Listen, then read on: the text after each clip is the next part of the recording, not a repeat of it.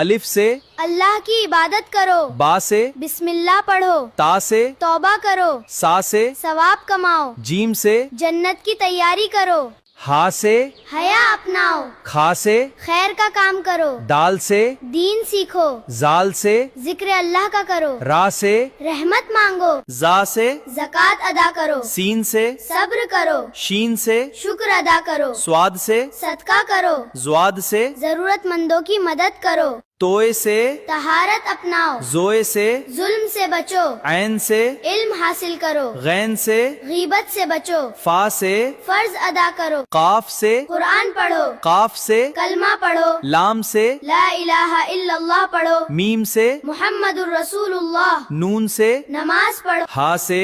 حلال روزی کماؤ، حمزہ سے امانت میں خیانت مت کرو، یا سے یقین اللہ پر مضبوط رکھو۔ ماشاء اللہ